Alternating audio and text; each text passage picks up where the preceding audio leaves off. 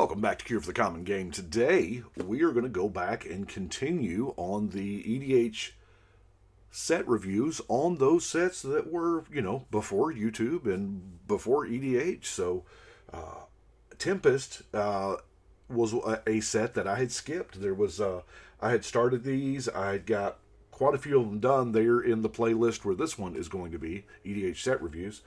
And somehow I missed about three of the old sets. So Tempest is one, so we're going to make it right. To buckle in, this may be a long video, just however much I decide to ramble. But there are 70-something cards here that I want to talk about. So we'll get to it. Altar of Dementia. Now, when I do these set reviews, it is all about the very first time we got the card. So what this set brought us, I don't bother with any reprints or anything because they're not new to us at that point. So I remember Tempest coming out, an Altar of Dementia. It was okay. You sacrifice a creature. Target player puts a number of cards equal to that creature's power from the top of their library into their graveyard. This would become a staple in mill decks and recurring creatures and just a host of other decks, but we use it in obviously Commander quite a bit. Now, one thing I will try to do is, I know this is going to be long, so I'm going to try to do this audio-wise so that you can maybe listen in a car or while you're doing something else. So I will read the name of the card and read the text, just in case for those, if you're wondering why I'm doing that. Allurin, 4 mana green enchantment. Any player may cast a creature card with mana value 3 or less whenever they could play an instant without paying its mana cost. So everybody has 3 drops or less, instant speed for the free. This is insane. Allurin is one of my favorite cards. Allurin plus blank equals profit. I mean, there's so many ways to combo with this. Now, keep in mind, we're in Tempest, so there are cards on the list throughout here. Allurin's one of them. I don't think Allurin was reprinted in a core set before they. But Allurin, it's a great card. Ancient Ruins. Now, this is one that does not see a love. I put in a lot of cards in here that I personally like and I think are outstanding for the format. Now, artifacts, we all use them. We all crutch on them. There's from the Soul Rings to the Paradox, whatever. Ancient Ruins keeps people in check. 3 mana enchantment. During each player's upkeep, Ancient Ruins deals 1 damage to that player for each artifact they control. Now, you can get really spicy, throwing a Michael's of Lattice in there or things like that. But at that time, we didn't have it. So, Ancient Tomb, a land, colorless land. Tap, add 2 colorless mana to your mana pool. Ancient Tomb deals 2 damage to you. Now, this is more of a competitive 60-card card. Not that it doesn't see a ton of play in Commander, because a lot of the colorless heavy decks, Eldrazi or artifact commanders, what have you, they are awesome and use Ancient Tomb to pretty good effect. Apocalypse. 2 colorless, 3 red. 2 generic, 3 red. Sorcery. Remove all permanents from the game. Discard your hand. Now, this sounds bad, okay?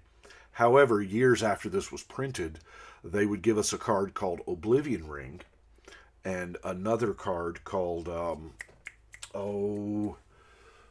uncard was called The Cheese Stands Alone, and then they actually made it into Black Border. So what it is, this enchantment that says, if you control no other permanents and don't have a hand, you win the game.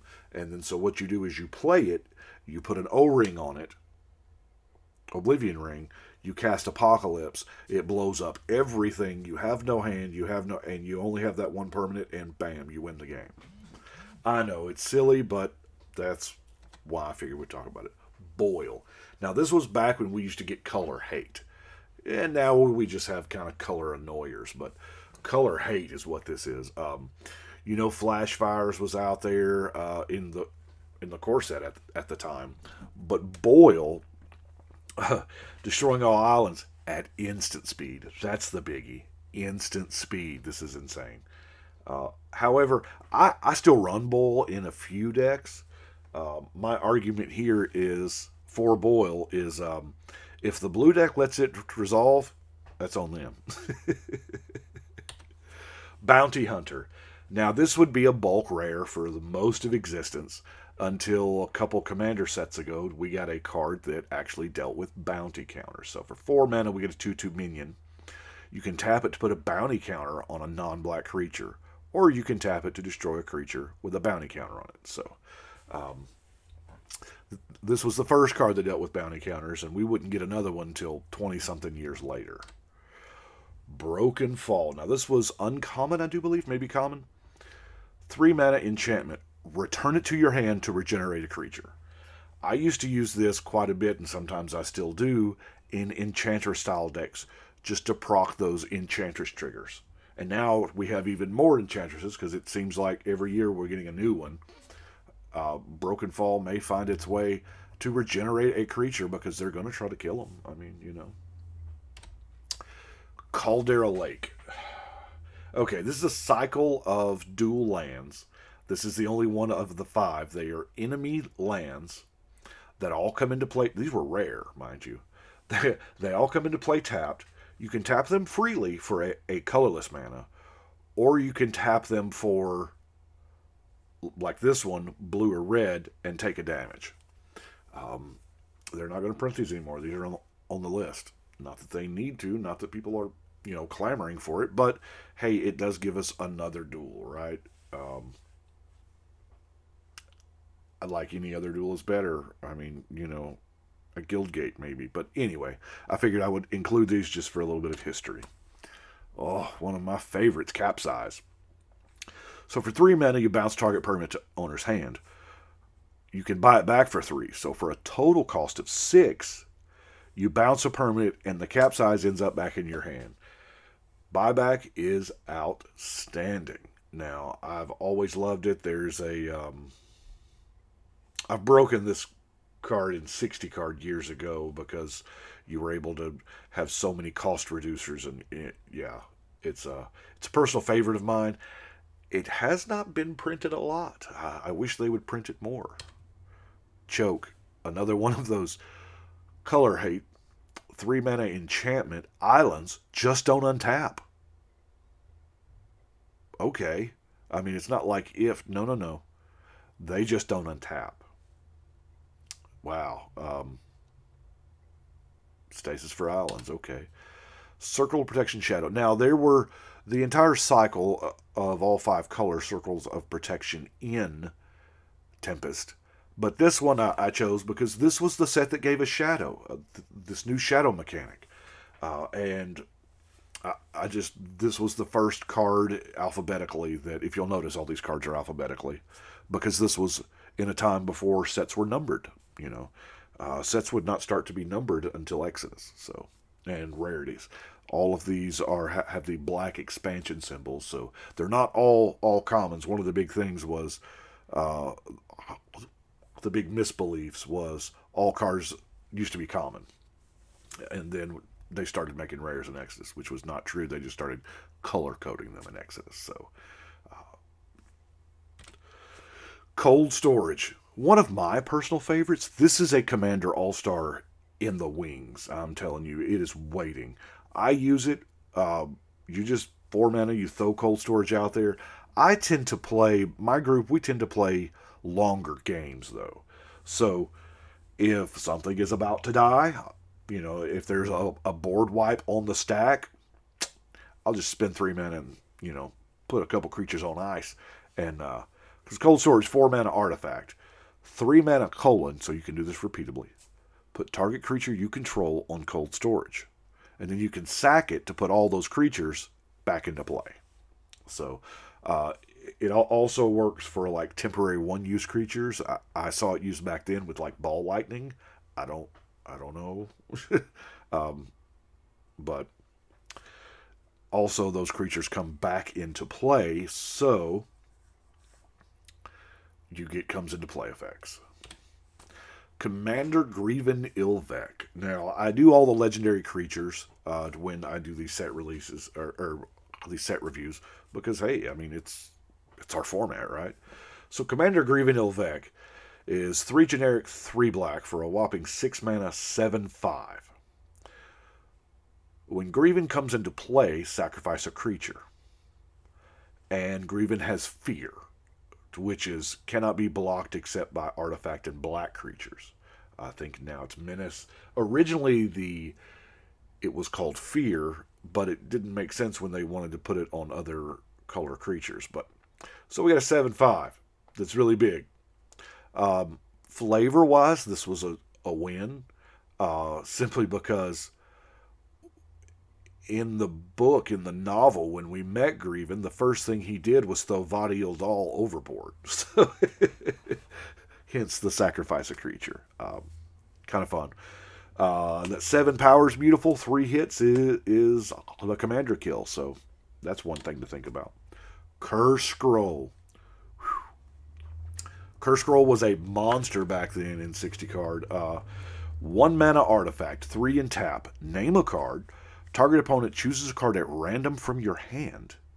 If they choose the name card, Curse Scroll does 2 damage to a target, creature or player.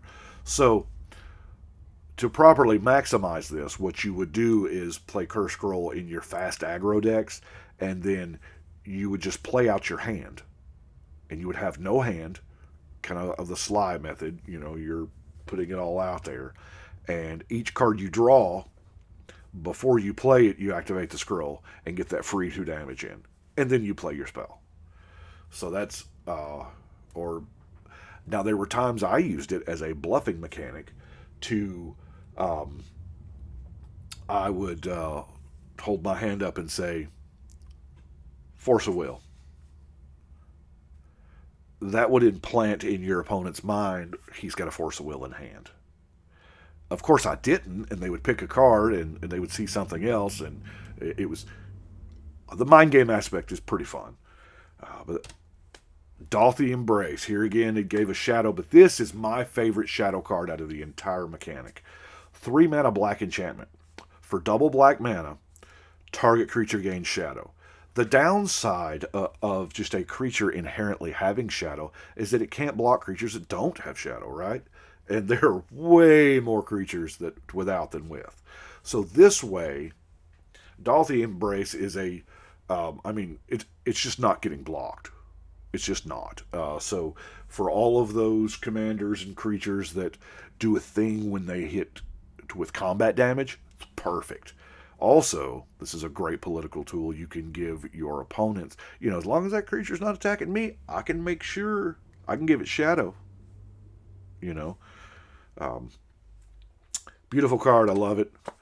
Death Pits of Wrath. Whenever any creature, it's a 5 mana enchantment, 3 generic, 2 black. Whenever any creature is dealt damage, destroy it. Can't be regenerated. This was back when they were still hating on regeneration. I don't know what, maybe in playtest regeneration was super powerful, but Death Pits, it did get reprinted a couple times. It's pretty good. You could use it with like a pestilence, but it automatically just kills the pestilence too because everything dies. I do like it in like blue-black plinker decks, so to where you can tap a Prodigal Sorcerer, deal a damage, and it'll just kill it. So Earthcraft, okay. Obviously, I don't have to sell you on Earthcraft. A generic and a green enchantment. Tap an untapped creature you control, untap target basic land. Now, because you are using the ability of Earthcraft and not the ability of a creature, you can tap creatures that are summoning sickness. Hence the myriad of enchantments that are, you enchant lands. There's a squirrel one, there's a Pegasus one, there's all kinds of stuff. To where you tap the land to make a 1/1 squirrel, and the squirrel comes out, but it's sick. So if you've got Earthcraft, you tap the squirrel to untap that land, rinse and repeat, you're getting an infinite amount of tapped squirrels. If you've got any way to capitalize on that, be it Impact Tremors or Essence Warden or whatever, um, it's a monster of a card. Earthcraft is just great, even for non-infinite. I mean, it's just whoa. Now, it does have to be a basic land, so you can't untap your Gaia's Cradle. So, yeah, it's a beautiful card. Super expensive, too. Illidomri, Lord of the Leaves, speaking of expensive cards. We get a double green 2/2 Elf Legend. All elves gain Forest Walk. Brutal. Elves have Shroud. What? Yeah, there's a reason this card's, seeing triple digits nowadays. On the reserve list, great elf commander. I don't know that we're going to get these abilities at a better rate. Back then, they were still kind of, stabbing at the dark, and sometimes they would hit, and sometimes they would miss. There was way more misses as far as casting cards. This one, probably too cheap. I don't know. Would we pay 3?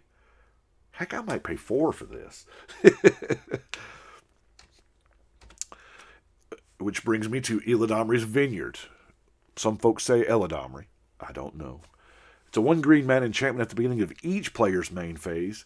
Add green to that player's mana pool. Now, back then, you have to remember, mana burn was a thing. It did exist. So, if they couldn't spend 2 specific green, they took damage. Lost life equal to the unspent mana in their pool. But now, it's just, what is this, a Super Friends card? Because if you don't use the mana, it just evaporates and nothing bad happens. Yeah. Vineyard's good. This was the first printing of the medallion cycle. Now, rumor had it at the time. This is Emerald Medallion, 2 colorless artifact. Your green spells cost 1 less. Alphabetically, this is the first. It is not the best because it's actually the cheapest one because green is, already cheap. It has other ways. But I'm telling you, these things, all of the art is gorgeous. But rumor had it back then that this was them trying to make a cycle of quote-unquote fixed moxes. Because supposedly the original intent of the mox cycle from Alpha was to get you 1 more closer to the spell you were going to cast. This is another attempt at that. Now, these have only been reprinted in paper 1 other time in a commander set. I want to say 14, 15, somewhere thereabouts. This would be one heck of a cycle to throw in anywhere. I would love to be able to bust these out of packs again. They all have new art now, but these originals are just, they're beautiful. Now, keep in mind, Tempest was before foils existed. So there are no foils of this artwork. And since the only time they've ever been reprinted was in a Commander product, there are no foil medallions out there. If they want to have baller secret layers, there's one. Endless Scream. I know it's a common. I know a lot of people overlook it. They're like, well, this is just Howl from Beyond. X and a black enchanted creature gets +X, +O. No, this is an enchantment. This stays on that creature. That's kind of insane. I use it quite a bit on Black Combat Matters deck, when I really want to get in there with the commander, what have you. I think it's a better card than people give it credit for. Enraging Lycid. Now, there was a cycle of Lycids. I'll read this one for you. Colorless, or generic in red, 1/1. It's a Lycid, summon Lycid creature. Okay? Red and tap. Enraging Lycid loses this ability and becomes a creature enchantment, an aura, that reads, enchanted creature has haste. Move this onto target creature. You may play a red to end it. So there's a cycle of these creatures called Lycids that you could pay an activation for to turn them into auras. And back and forth. I know the Developers and rules people hate these cards. Urtai's Meddling. Counterspell that does not counter a spell. It's beautiful. So all of those green cards and stuff that says this cannot be countered, Urtai's Meddle it. For X and a blue, you get an instant. Used to be an interrupt back then, but now it's an instant. When target spell is successfully cast, put X delay counters on it. X cannot be 0. During each upkeep of that spell's caster, remove a delay counter. When it has no delay counters on it, it resolves. So this is the favorite thing to do was to somebody would cast counterspell, X would equal 1, you would Urtai's Meddle it, so that the counterspell resolved during their upkeep, countering nothing. So, but what this was they took this card and years later made an entire mechanic around it in Time Spiral. This is Suspend. Yeah.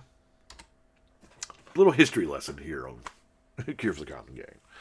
Now, the ultimate tribal hate card, Extinction. For 4 generic and a black, we get a sorcery that destroys all creatures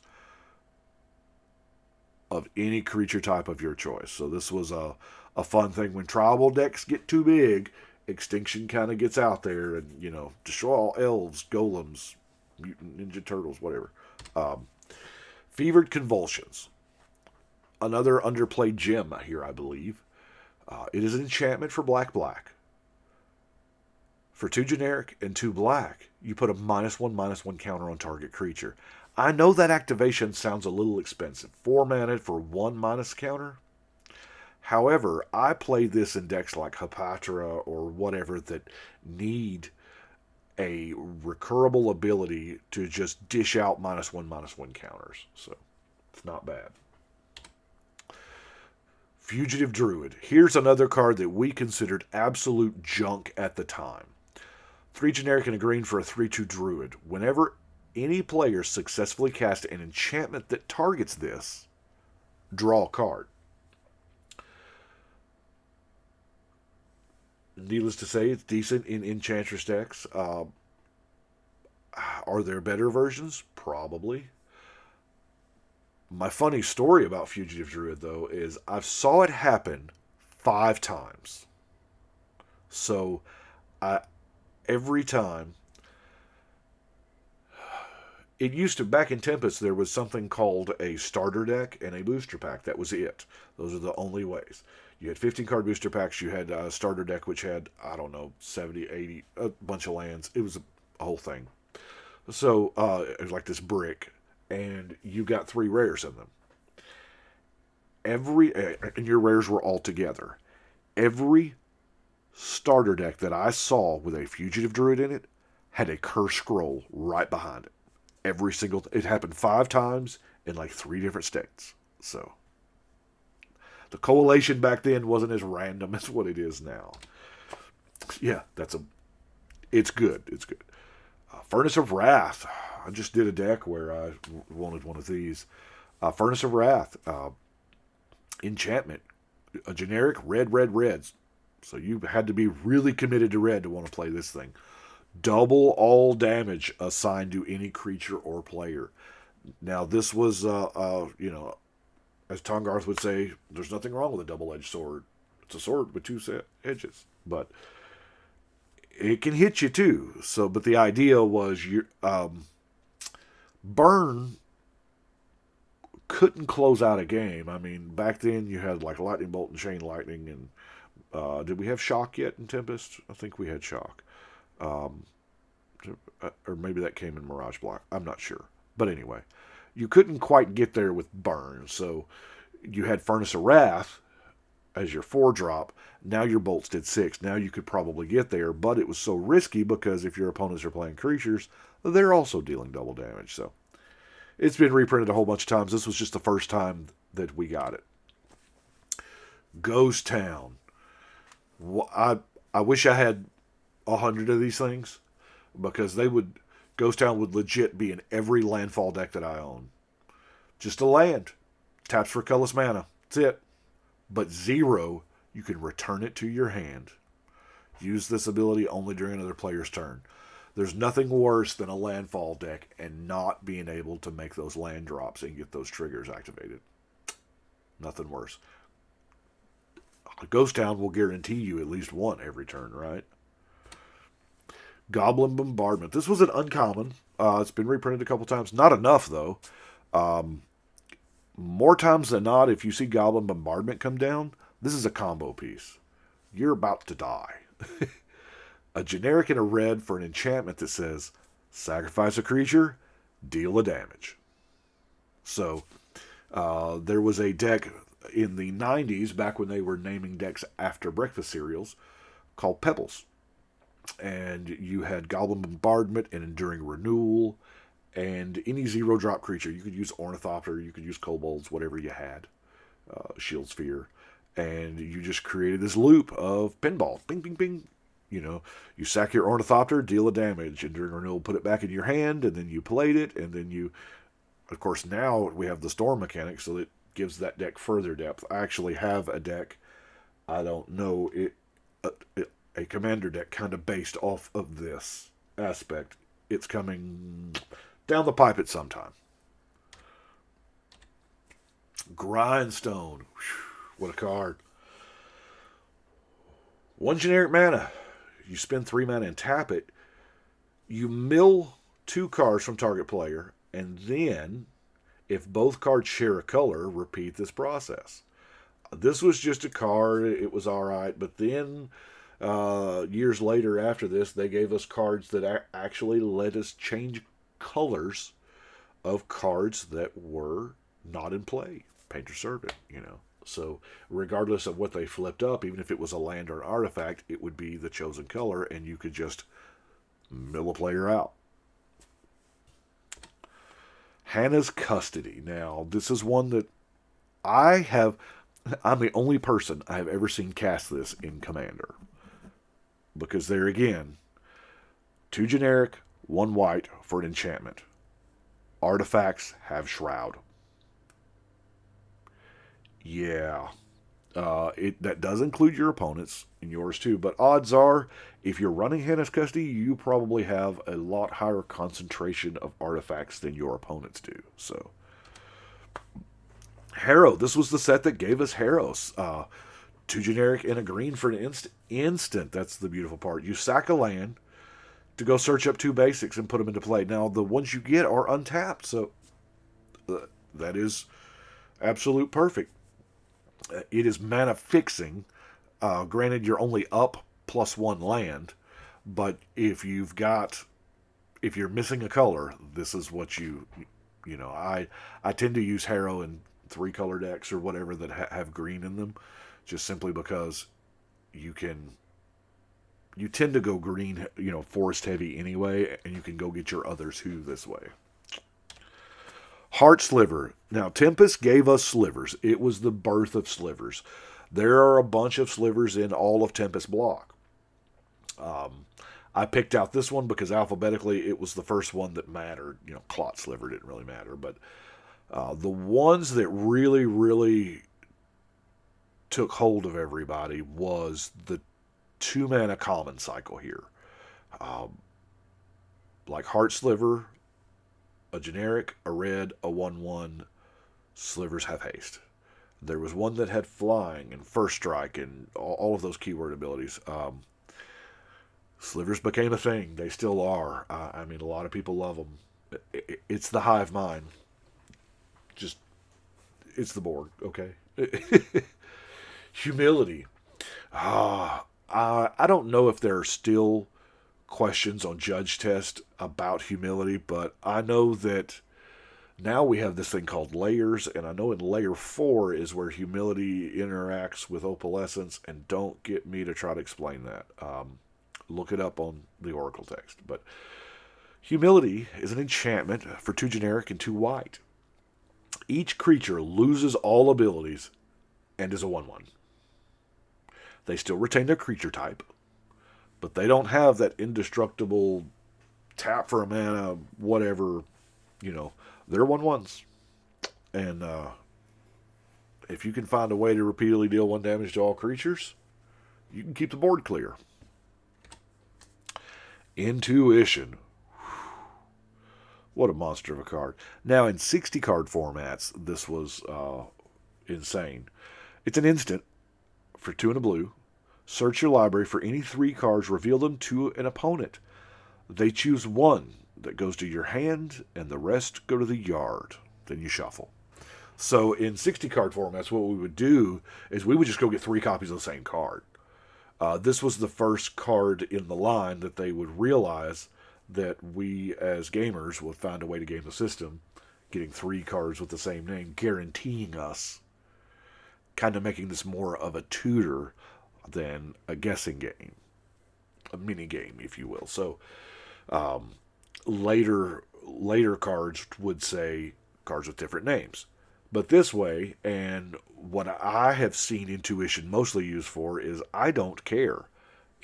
In Commander, I don't care what you give me. I'm just wanting to put cards in the graveyard. But it's a great card. Or you get 3 cards. There are some decks where you can pick the 3 cards where it really doesn't matter.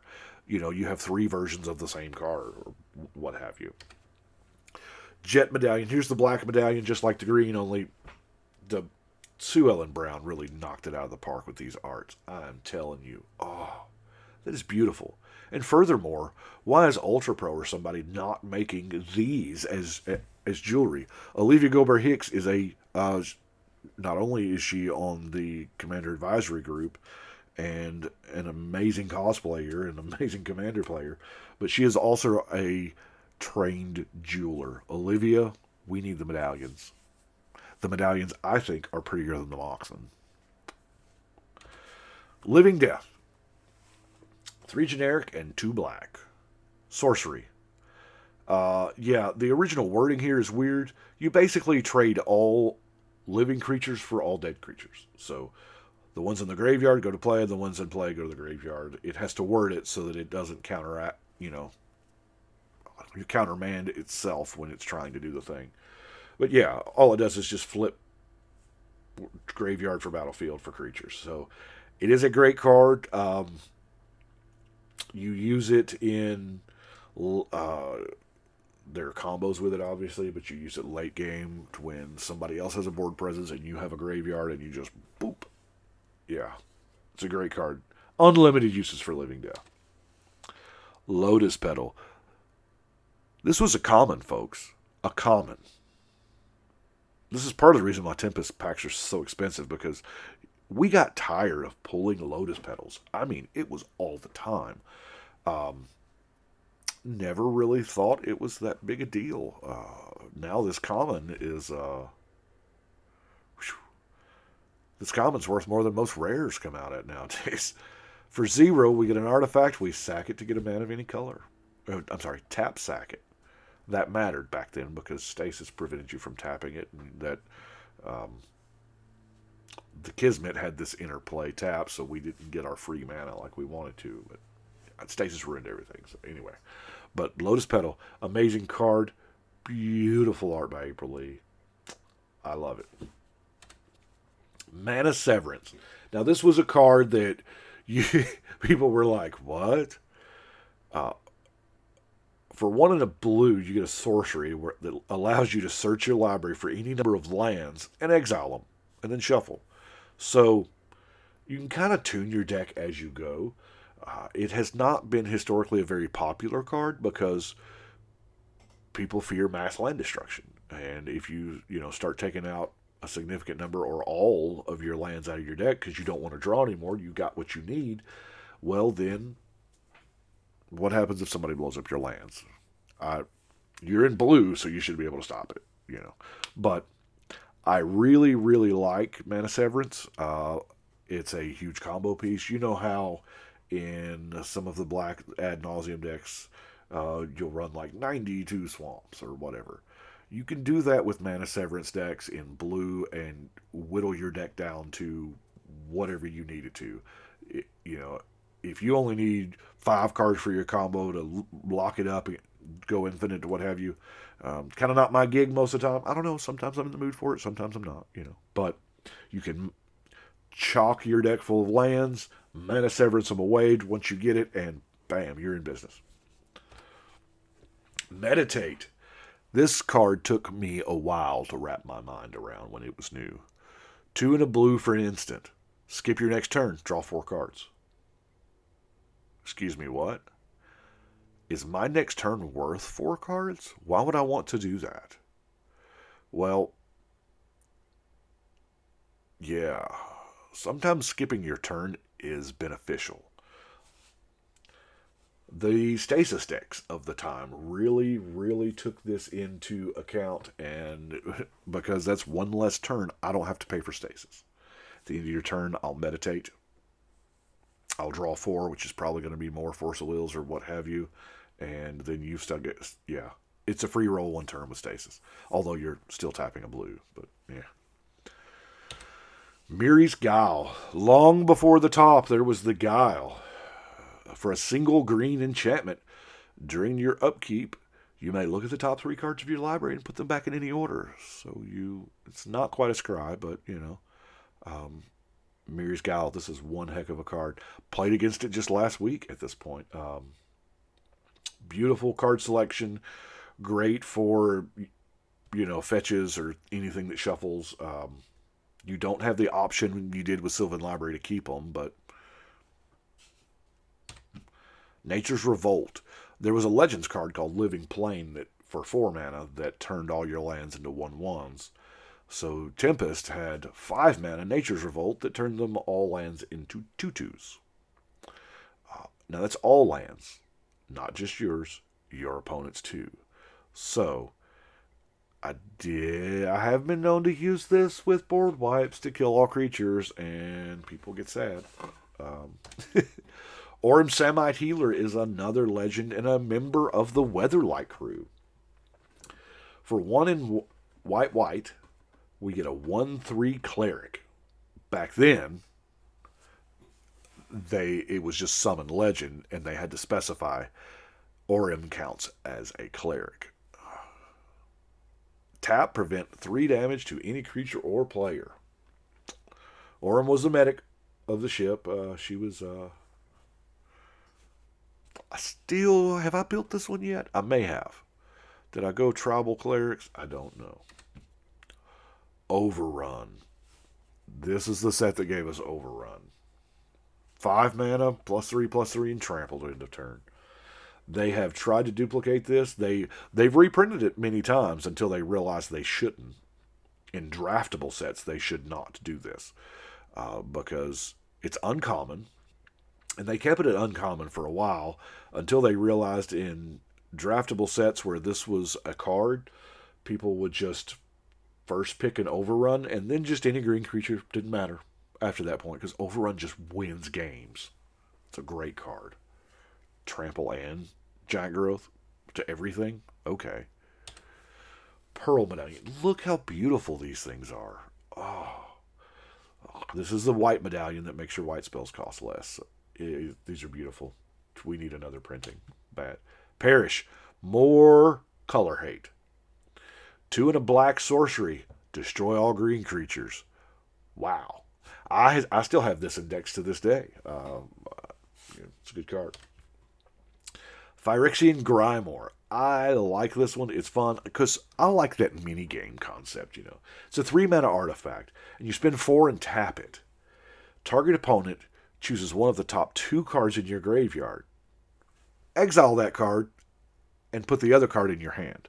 So they get the choice. I mean, you built the deck, so presumably every card in there you want. So, and, graveyard manipulation is a thing. I say manipulation, not rearranging, because there are cards that matter what the order of your graveyard is, and they don't really do those anymore, but this is one of the old ones that cared about the order of your graveyard. And I know a lot of times we'll just pick up our graveyard and rearrange it or whatnot, but if there's a card that matters, graveyard order matters, then we can't do that. But still, you can exile cards and do whatever, and you control how they're being put in there. But still, it's a expensive, 3 to cast, 4 to use artifact that gets you a card back. The original Propaganda. Oh, it's beautiful. Has this ever been foil? The original Tempest is not foil. It's been in Commander products. It may be like a promo or something. I don't know. But for 3 mana, 2 and a blue, creatures can't attack unless they pay 2 for each creature. It's and this was a very, very pivotal story moment that really fit the name of the card. You failed Jared, you failed the legacy, you failed yourself. I can do no more. That was Volrath, because they had captured Karn, and it wasn't hard to do because Karn wouldn't fight. They just kind of grabbed it and said, "Come on." But him kind of spouting that propaganda at Karn to get him where he wouldn't leave, because that little cage would not hold him. Original printing of Rampant Growth. This card didn't exist before Tempest. This gave rise to the entire collective type of card that we call Ramp, and this is the reason why. Reanimate. Talk about undercasting cards. Whew. A single black mana sorcery. Put target creature card from any graveyard under your control. You lose life equal to its casting cost. So the very popular thing was, once a couple sets later would come out, is you would swamp, Dark Ritual, Entomb, Reanimate, bam, something huge. Yeah, Reanimate's just it's a crazy card. Reap. I know Josh has said that this is one of his favorite cards. Black is a very popular color. Reap reads, for a generic and a green, you have an instant. That's key. Return any number of cards from your graveyard to your hand. You cannot choose more cards than number of black permanents an opponent controls. Black is a very popular color. I'm willing to say it's one of the top 5. So, black permanents that you target opponent controls. So, generally, there's always somebody at the table playing black, right? I mean, even if it's one card, if you only get one card off of Reap, it's an instant regrowth at that point. But most of the time, you're going to get 2 to 3. It's beautiful. Recycle. Another combo engine right here. This is 4 and 2 green, total of 6 for an enchantment. Skip your draw phase. That line right there turns a lot of people off. But whenever you play a card, draw a card. Your max hand size is 2. Play a card, draw a card. Wow. So you make your land drop, you draw a card. You play a card, you draw a card. This was, believe it or not, back then, there were pre-constructed decks in addition to the tournament decks or the starter decks. And there was a pre-constructed deck out there that has Allurin and Recycle both in it. Allure and Recycle. Just pre-con. Here, this is great for new players. Allure and Recycle. There's nothing wrong here. I love Recycle. It is on the list, but it's surprisingly cheap. Probably because the 6 mana, But they've done a color-shifted one for black in Planar Chaos, so pretty neat. Reflecting Pool. One of the best commander lands there is. I mean, you tapped out a mana of any type of land you could produce. So, yeah. Reflecting Pool is amazing, especially for your 3, 4, 5 color decks. I don't even think I own one right now. There's 716 decks upon this wall as we speak, and I don't think... Oh, maybe there's one. I don't know. It's a great land. Great land. Ruby Medallion. See, look how beautiful these are. Ruby Medallion is the red medallion that makes your red spells cost 1 less to play. Sadistic Glee. Now, Sadistic Glee, I think this was common, maybe uncommon. It's an enchant creature for a single black.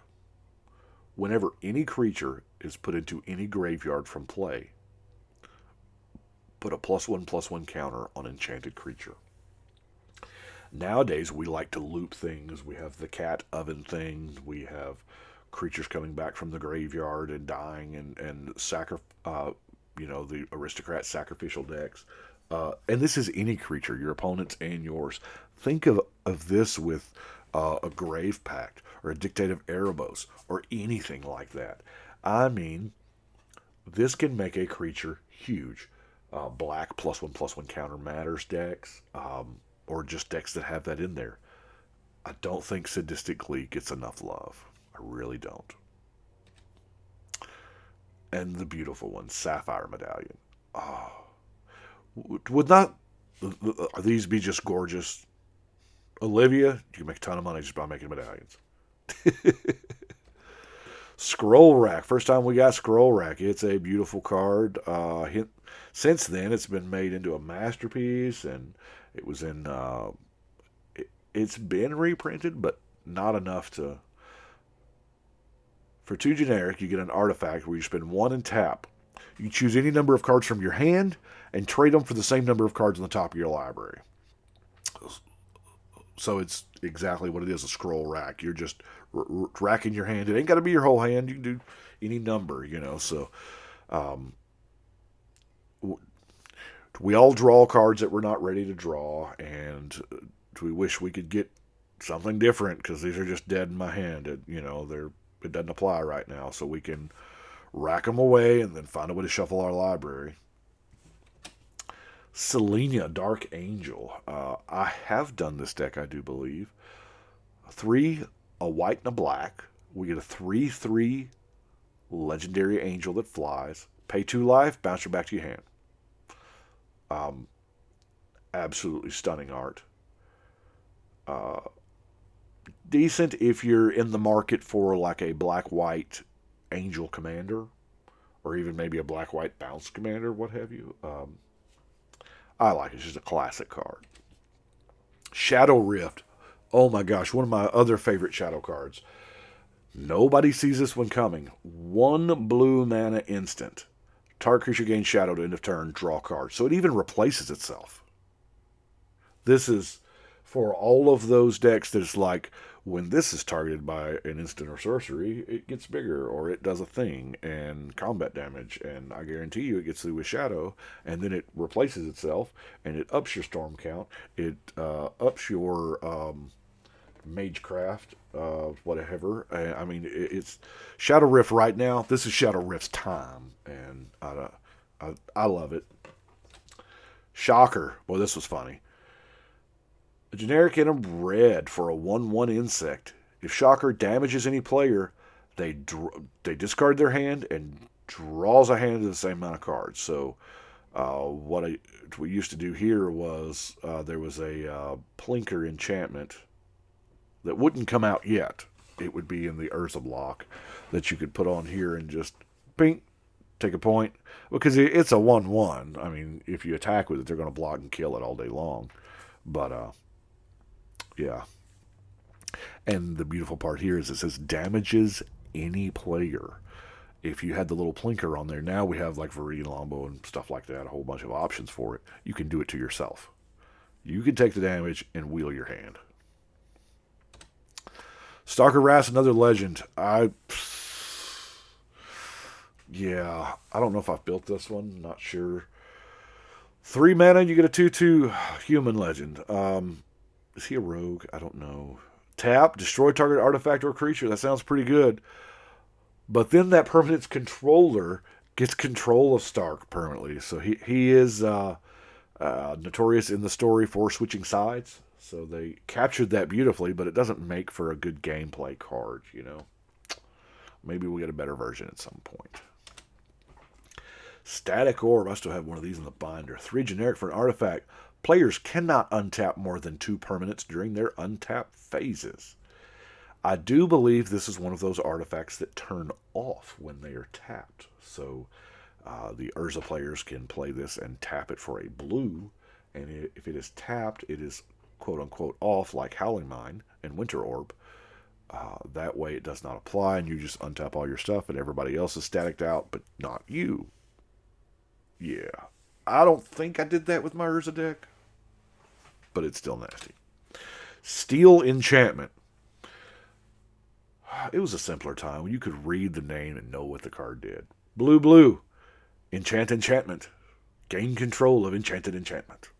It's mine. Yeah. Some of those enchantments are, I would love to take somebody's Omniscience. I would love to take somebody's Necropotence, whatever. Yeah. It's a great card. generally all decks are going to be running an enchantment that you want to have at some point. So, Stormfront. Now, if you're in mono green, you have a problem with flyers, right? For a single generic or a single green mana, you get this enchantment. 2 green, tap a flyer. Just tap it. It's nice. And the double green to activate, you're playing green. It's not like, the 2 mana is hard to come up with, or even 4, 6, 8 to tap down their flying team. Sudden Impact. I love these cards. There's another version of it, Gaze of Adamaro. It's just 4 mana instant, deals a damage to somebody for each card they have in their hand. Because, let's face it, we all like having that big, thick grip, right? How many cards you got? I have 17. Guess what? It's just a good way to deal a ton of damage. And if you've got damage doublers, it can get nasty. Time Warp. This was the very first set that gave us Time Warp. They took... Time Walk was 2 mana. They doubled it and then added 1. 5 mana. And it's still really good. I love this original art. Let's do it again. Love that art. There was actually a Judge promo with this art. I've never owned one or actually seen it live, but it's gorgeous and expensive. Then we have Trade Wind Riders. A big deal at the time. Like I said, this was before Commander, so we were playing 60-card Magic at people's kitchen tables and whatnot. 3 and a blue. You got a spirit with 1/4 spirit with flying. Tap it and 2 creatures you control to bounce a permanent. This was a huge thing. It was just lockout control. You try to get a creature on the board and they just pop it back to your hand. Verdant Force, the original printing. 8 mana, 7/7. That's what I'm talking about. During each player's upkeep, you get a Saproling token. So back then, it was just me and you. But now we have Commander that we have generally 4 or more. We're getting a lot of Saproling tokens through one revolution of the table. So it's nice. There's Vada Ildal. 2, a black and a green for a 3/3 legend. Tap. Target creature's power or toughness becomes 1 till the end of turn. Don't know if I finished this one either. I've built so many I cannot remember. This is why I have a spreadsheet to track all this stuff on. We have Wasteland. This is uncommon, believe it or not. You got a bunch of these if you bought a lot of Tempest. Tap for a colorless. Tap, sack, destroy non-basic land. Today they would probably make this, come to play tapped? Probably. Yeah. But Wasteland's a great card. I like that it targets non-basic lands. I think we, as a whole, need to play more non-basic land hate. Maze of Ith, Gaia's Cradle. There's all kinds of that one that flips over into Ormondal. There's all kinds of crazy stuff that we need to, put in check. And Wasteland and Ilk does that. Winds of Wrath, another Enchantress favorite. It's a board wipe for 5, 3 and 2, sorcery. Destroy all creatures with no enchantments on them.